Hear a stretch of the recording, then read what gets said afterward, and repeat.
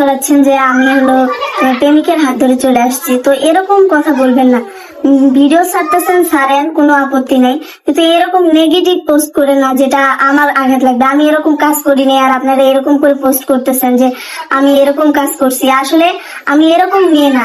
সতীনের সংসার করতে পারি ঠিক আছে, কিন্তু স্বামী থাকা সত্ত্বেও পরকিয়া করতে পারবো না, এরকম মেয়ে আমি না, বুঝছেন? এটা অন্য কেউ হতে পারে, ওদের সাথে আমাদের তুলনা করবেন না, কারণ ওই সম্পর্কের সাথে আমাদের সম্পর্ক যায় না।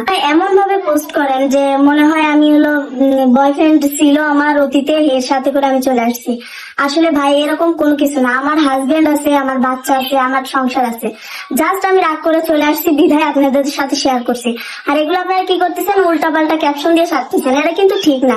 কারণ আমি অন্য সব মেয়ের মতো না যে হলো আজে বাজে কাজ করবো আর এইগুলো করে মানে ব্যবসা করে চলবো। এগুলো আমার দ্বারা সম্ভব না। আমার বাচ্চা আছে, আমি সংসার এইভাবেই চালাবো। যদি আমার স্বামী নাই তো আমার বাচ্চা তো আছে, এগুলো নিয়ে সংসার করবো। বড় সতীন নাকি বয়ফ্রেন্ড তার প্রেমিকের হাত ধরে পালিয়ে গেছে, সে নাকি পরকীয়ায় আসক্ত, এরকমই গুঞ্জন সোশ্যাল মিডিয়াতে ছড়িয়ে পড়েছে। দুই সতীনের বড় সতীন কাকুরু যখন তার স্বামীর সংসার ছেড়ে চলে যায়, তারপরেই কিন্তু তাকে নিয়ে সোশ্যাল মিডিয়াতে এরকমই গুজব রটানো হয়, সে নাকি তার প্রেমিকের হাত ধরে পালিয়ে চলে গেছে। তো ভিউয়ার্স, শেষমেশ এই সকল কথা নিতে না পেরে বড় সতীন কাকুলি সে ক্লিয়ার জানিয়ে দিল সে এরকম মেয়ে না। হয়তো অনেকে করতে পারে, অনেকে পরকায় আসক্ত হতে পারে, কিন্তু সে এরকম মেয়ে না। সে সতীনের সংসার করতে পারে ঠিক আছে, কিন্তু সে যে প্রেমিকের হাত ধরে চলে যাবে সেটা সে কখনোই ভাবতে পারে না। তার